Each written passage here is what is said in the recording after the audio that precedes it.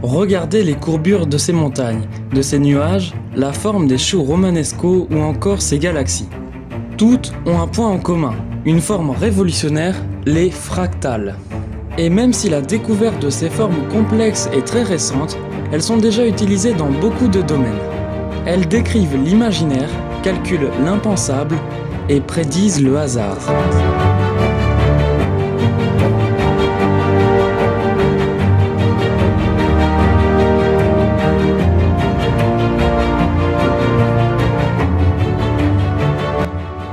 Salutations à tous et bienvenue dans cette nouvelle vidéo.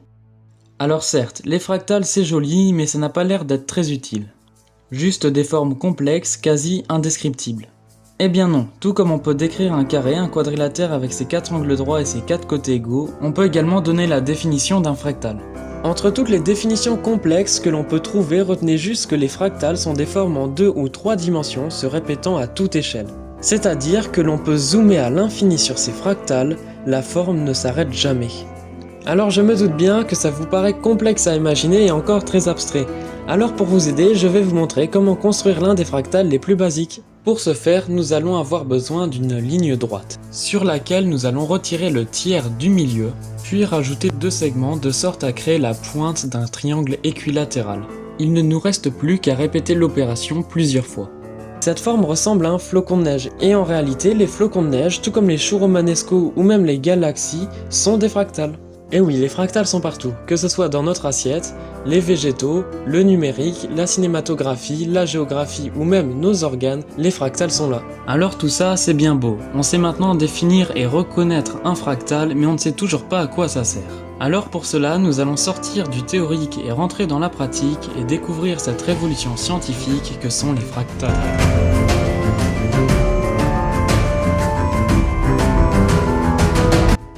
Tout d'abord, les fractales sont un outil de calcul qui, comme je l'ai dit dans l'introduction, permettent de, entre guillemets, prédire le hasard. Pour cela, la météorologie est un bon exemple, puisque comme les fractales, la météorologie se répète pareil à toute échelle. Il suffit d'observer le comportement d'un nuage ou de la météorologie à l'échelle locale pour ensuite prédire approximativement la météorologie dans le monde entier. Alors je ne vais pas rentrer dans les détails car je ne suis pas météorologue, mais prenons plutôt cet exemple. Ici, plutôt que de prédire le comportement des nuages, nous allons prédire le comportement d'une forêt. Alors non, c'est pas si simple que ça, c'est pour ça que nous allons devoir y arriver étape par étape. Pour cela, nous allons prendre 2 lettres, A et B, auxquelles nous allons associer 2 règles simples. Première règle, tout A se transforme en AB. Deuxième règle, tout B se transforme en A. Une fois ces règles imposées, nous allons faire quelques tours de ce programme. Une fois 6 étapes faites, nous nous retrouvons avec cette figure. Alors oui, pour l'instant nous sommes loin d'étudier le comportement d'une forêt, mais vous allez voir qu'on va y arriver très vite. Tout d'abord, si nous remplacions la lettre A par des bâtons et la lettre B par des feuilles, puis que nous rajoutions une lettre C, D, E, F, ainsi de suite, et enfin que nous complexifions un petit peu ces règles. Par exemple, je ne sais pas, avec des règles comme celle-ci. Et si au début, ces 2 règles simples nous ont donné un motif comme celui-ci, ce programme plus complexe, quant à lui, nous a donné un arbre aussi réaliste que celui-là. Et cet arbre est bel et bien un fractal. Car si l'on retourne à la définition même du fractal, qui est tout simplement un pattern qui se répète à toute échelle, cet arbre n'est autre qu'un programme qui répète à toute échelle indéfiniment le programme que nous lui avons donné. Alors tout ça c'est joli, peut-être même magique de créer un arbre aussi réaliste et en 3D avec des règles aussi simples, mais ça ne paraît pas très réalisable dans la vraie vie. Eh bien détrompez-vous, ce programme, ces codes que nous venons de voir, se retrouvent bel et bien dans la vraie vie. Alors peut-être pas sous cette forme numérique comme nous venons de voir, mais ces codes sont bel et bien présents dans l'ADN des graines qui font pousser ces arbres. Alors un forestier ou un scientifique spécialisé dans le domaine vous sera sûrement plus utile que moi. Mais ce que je peux vous dire en tout cas, c'est qu'en regardant un simple arbre et donc les codes qui l'ont créé, nous pouvons savoir beaucoup d'informations importantes sur le développement d'un écosystème. Et ces codes fractales, au-delà de se retrouver dans l'herpétologie, se retrouvent aussi dans la médecine et ont permis de grandes avancées scientifiques dans ces domaines. Mais au-delà des codes, les fractales sont avant tout des objets géométriques. Dans le numérique par exemple, ou dans les téléphones, les ingénieurs ont dû utiliser des objets fractales pour un gain de place. Reprenons ce cube avec ses particularités bien étranges. Du fait de ses nombreux trous, ce cube a un volume presque nul, mais une surface s'approchant de l'infini. Car un téléphone se doit d'être très fin et pourtant de contenir beaucoup de choses, que ce soit la carte mère, la carte SIM, le stockage, la 4G ou encore le Bluetooth, le téléphone est rempli de beaucoup de composants. Et pour cela, rien de plus pratique que d'avoir des composants avec des volumes si moindres et des surfaces aussi grandes. Alors on l'a compris, les fractales ont permis beaucoup d'avancées dans beaucoup de domaines. Mais là où la révolution fut la plus grande, c'est dans le cinéma. Mais pour comprendre cette révolution, il va nous falloir revenir à la base des fractales et retracer sa création.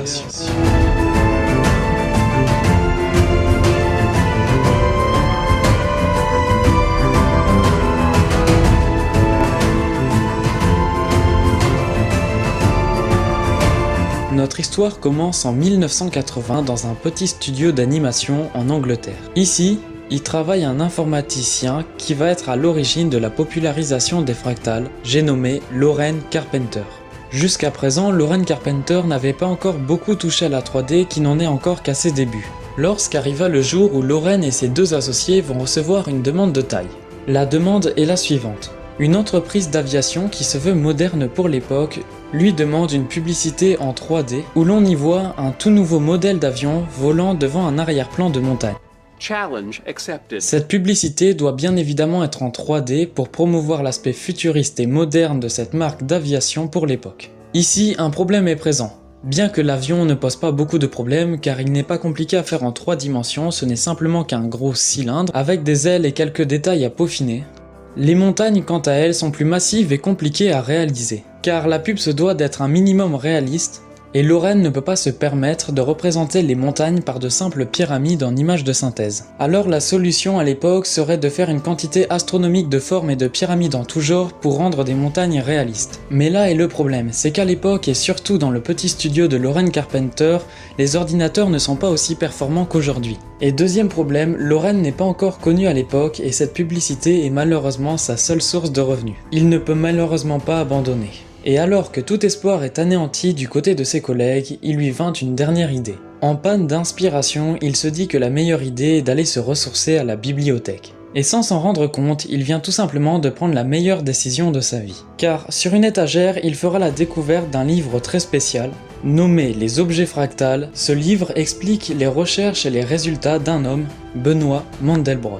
Alors quand Loren va lire le livre, miracle, il aura trouvé la solution à son problème. Enfin, le livre n'est pas en soi la solution, mais plutôt un chapitre particulier, celui sur la géométrie fractale. On y retrouve ce fractal que vous pourrez d'ailleurs redécouvrir dans la vidéo de Dr Nozman qui présente le même fractal en 3 dimensions. Enfin bref, pour Loren, la solution est là. Plutôt que d'utiliser une quantité astronomique de figures géométriques et de pyramides pour concevoir ces montagnes, il va concevoir une pyramide auquel il va implémenter un code fractal comme nous l'avons fait précédemment pour concevoir cet arbre. Et c'est comme cela qu'il obtiendra ce résultat qui est une image tirée de la réelle publicité. Et c'est à partir de là que l'ascension pour Loren Carpenter va commencer. Tout d'abord, la pub va cartonner. Ensuite, il va se faire féliciter par son équipe et devenir connu dans le milieu de l'animation. Et pour couronner le tout, il va se faire repérer par un grand studio d'animation, Pixar. Il rejoindra alors Pixar quelques semaines plus tard. Et en rejoignant ce studio d'animation, un projet est déjà en cours depuis quelques mois. Un projet ambitieux, celui d'un long métrage d'animation. Chez Pixar, ils ont déjà le budget, l'équipe et le matériel. Mais en additionnant tout ça aux techniques fractales de Loren Carpenter, nous obtiendrons alors un pur chef-d'œuvre. Et c'est ainsi que Toy Story 1 vit le jour après pas mal d'essais foireux. Hi, pal, what you doing? I'm Tempest from Mars. Yeah, what's his button? See. Après cet événement, les fractales, comme j'ai pu le dire auparavant, ont été une réelle révolution pour la cinématographie. À partir de là, les fractales vont se diffuser dans le monde entier, et vont permettre des révolutions dans les domaines que j'ai pu citer auparavant. À partir de là, de grandes découvertes vont être faites, et la vision de notre univers tout entier va être bouleversée. Vous qui regardez la vidéo depuis chez vous, fixez un endroit au hasard. Eh bien, vous venez d'observer un fractal. Et oui, car l'endroit que vous venez d'observer est constitué d'atomes. À grande échelle, les atomes forment les planètes avec leurs satellites naturels, qui eux-mêmes forment les systèmes solaires, qui eux-mêmes forment les galaxies, qui eux-mêmes forment les supergalaxies, qui eux-mêmes forment l'univers.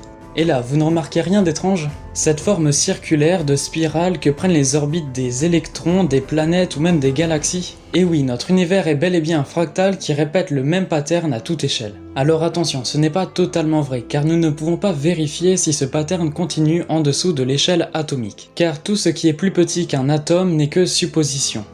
Mais si l'on en croit notre vision actuelle de l'univers, ce dernier serait bel et bien un fractal. Et maintenant que vous venez d'observer un fractal, je vais vous inviter à en toucher un. Pour cela, je vous invite à prendre votre souris d'ordinateur ou votre écran tactile qui vous sert à regarder la vidéo, et à cliquer sur le bouton s'abonner et j'aime de la vidéo, car ces boutons sont eux-mêmes constitués d'atomes, et donc de fractales. En tout cas, quand je dis que l'univers est un fractal, je dis ça au sens large du terme. Car si vous observez autour de vous, tout ce qui est vivant ou naturel semble dessiner une forme bien particulière, un fractal.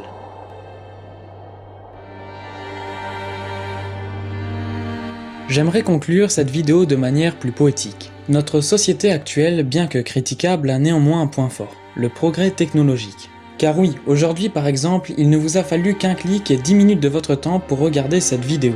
Et cette vidéo n'est rien, comparée à la taille dérisoire de flux et données que l'on peut recevoir grâce à notre technologie moderne.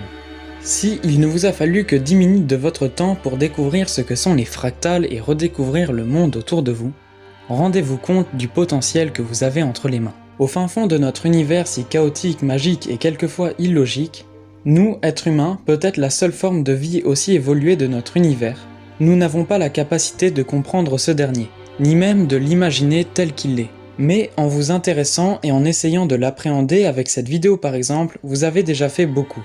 Alors merci d'avoir regardé la vidéo jusqu'au bout, j'espère qu'elle vous aura plu et si c'est le cas, n'hésitez pas à vous abonner et à me donner vos retours en commentaire.